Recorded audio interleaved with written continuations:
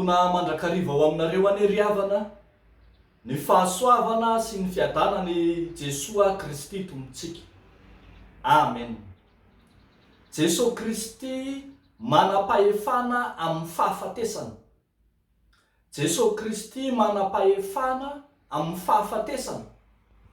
Zany no asongadiny nofinainantsika anio ao amin'ny Lioka 7, ny 2:20 hatramin'ny 7:70. Jesosy KRISTY manam-pahefana amin'ny fahafatesana. Hitantsika taratra zany tamin'ilay nananganan Jesosy an'ilay zanak'ilay mpitondra tena tao Naina. Azo ambara fa voadidim-pahafatesana ity mpitondra tena ity. Maty ny zanany, zanan'ilay tokana zay hampandimby azy. Ka hita taratra amin'izany fa tsy zanany fotsiny maty, fa azo lazaina fa maty taranaka mihitsy ity vehivavy ity. Ary rehefa somary alalinina azy, dia hitantsika fa indro efa nentina ivoaka ny vatana mangatsiaka, ivoaka ny tanàna, satria ny tanàna mihitsy no mahatsiaro ho hiara-pahafatesana, ka dia esorina hiala amin'ny tanàna izany. Raha tsikatritsika dia hony ambarany 12 eny amin'ny tapany farany manao hoe ary nisy vahoaka betsaka avy tao an-tanàna nanaraka azy, nanaraka faty, nanara-pahafatesana. Tsy fahorian'ilay vehivavy fotsiny, fa fahorian'ny vahoaka betsaka, fahorian'ny mpiray tanàna tao amin'ilay tanàna antsoina hoe Naina no hitantsika eto. Zany fiarahamonina hiara-pahafatesana, anjakan'ny fahafatesana izany no nifanena tamin'i Jesosy, ka nanomezan'i Jesosy baiko ny fahafatesana hiala tamin'ity zatovo zanak'ilay mpitondra tena tao Naina ity. Jesosy KRISTY mantsy de manana fahefana hatramin'ny fahafatesana, manana fahefana izy amin'ny voary manontolo, fa manana fahefana ihany koa izy amin'ny maty. Ka dia indro nanome teny, nanome baiko amin'ny maty izy manao hoe ry zatovo, hoy izao aminao miarena. Baiko tahaka izay efa nataon'i Jesosy ihany tamin'ilay zanakavaviny Jairo, manao hoe razazavavy, hoy izao aminao mitsangana. Baiko tahaka izay nataon'i Jesosy ihany tamin'ny fatin'ny Lazarosy, ka nitenenany hoe ry Lazarosy miarena. Tatsika eto fa nanomaty aza nanaraka baikon' Jesosy KRISTY, dia niarina ny maty sady niteny ary dia natolony tamin-dreniny.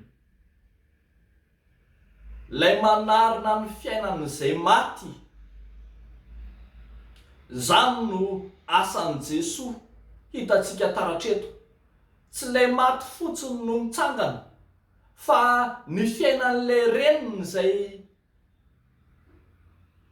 kivy sy ketraka, izay very fanantenana, no natolotry Jesosy ndray ny zanany. Zay no hitantsika eto hoe natolony tamin-dreniny, ka dia indro ilay reniny koa zany no velona fanantenana, velona niaraka tamin'ilay zatovo.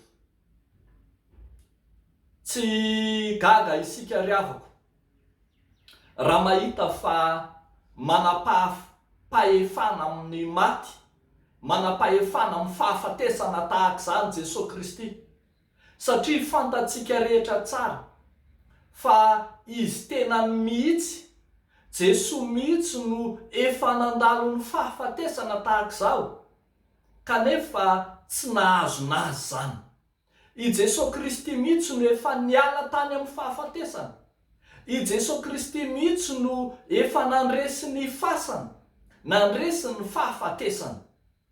Zany no manamarina ny ambarany bokin'ny Apokalipsy toko 1 manao hoe manana ny fanalahidin'ny fahafatesana sy ny fiainana mandrakizay izy. Revako malala ao amin'ny tompo, averimberiny soratra masina, izany hery mahagaga, hery lehibe loatra ananany Jesosy Kristy ilay manam-pahefana amin'ny fahafatesana izany. Apôstôly Paoly dia resy lahatra an'izany ka nilazany amin'ny Romanina toko 4, ny andininy 17 dia hoy izy manao hoe Andriamanitra izay mamelona ny maty sy miantso ny tsy misy toy ny misy Andriamanitra. Io Jesosy Kristy io dia mamelona ny maty sy miantso ny tsy misy ho toy ny misy. Fomba n'Andriamanitra mihitsy ny mamelona, manala ny karazam-pahafatesana na inona na inona endriny. Revako malala ao amin'ny tompo, isika izay miaina ankehitriny koa, miaina ao anaty fahafatesana amin'ny endriny maro samihafa. Isika ankehitriny didin'ny fahafatesana amin'ny endriny maro samihafa. Misy ny fahafatesana ara-nofo noho ny fanaikitry ny vidim-piainana, noho ny zavatra maro samihafa izay miaritra manaina ka efa atsiarovana ho toy ny maty mihitsy.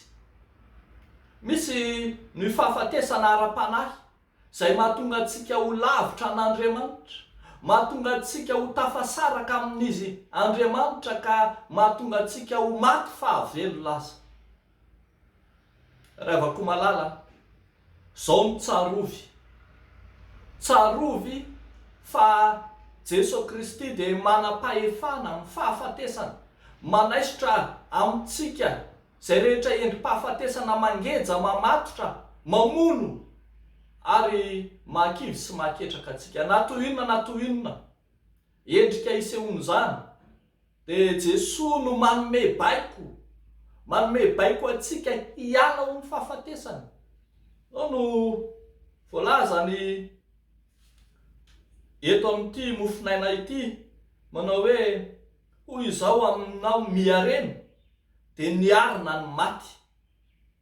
Jesosy ane hanarina ny fiainanao izay mitoetra eo akaikin'ny fahafatesana na efa ao amin'ny fahafatesana amin'ny endriny samihafa. Jesosy hanarina anao ao anatin'ny fahalavona izay mamatotra anao. Jesosy hanome baiko ny fahafatesana na inona endriny hiala aminao. Manam-pahefana izy ary tsy azo ny fahafatesana azonina na toy inona. Toky sy fanantenana, vaovao mahafaly antsika ny mandre fa manana hery tsy hay tohaina, tsy voatazo ny fahafatesana.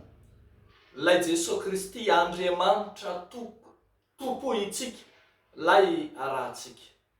Azakivy, azaketraka, mety miseho amin'ny endriny maro samihafa amin'ny fahoriana, saingy matoky Jesosy efa naresy izao tontolo izao. N'Andriamanitra irery ihany no voninahitra. Amen. Ivavaka isika ry ry Andriamanitra velona ao amin'ny Jesosy Kristy tomponay.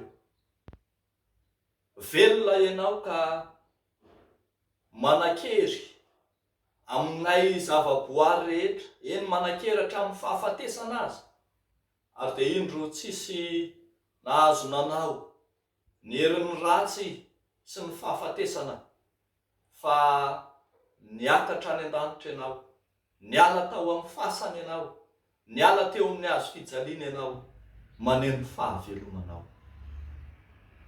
Satranao tompo fa tsy velona fotsiny ianao fa manaiky hamelona anay, fa dia entinay aminao ny endrim-pahafatesana rehetra izay mangeza sy mamono ary mamatotra anay. Dia misaotra ny amin'ny famelomanay indray mba andeha araka ny sitraponao. Fa amin'ity anio ity dia mitondram-bavaka izahay, ny fiarahamonina manodidina anay, rehetra teren'ny fiainana, teren'ny fitadiavana, teren'ny zava-misy ankehitriny ka indraindray aza manadino anao Andriamanitra. Tompo, iverina aminao izy ireny ary andray ny fahasoavana lehibe izay atolotra ho azy. Vavaka izahay ho an'ny fanomanam-pananay, ho an'ny fanomana-tenanay, hatrehanay ny fanompona masina ianivon'ny fiangonana rahampitso alahady. Ianao no anomana ny fonay sy ny sainay, ny fanahinay hatrika izany. Dia amin'ny anaran'i Jesosy Kristy tomponay, nanaovanay sy angatanay izany vavaka izany. Amen.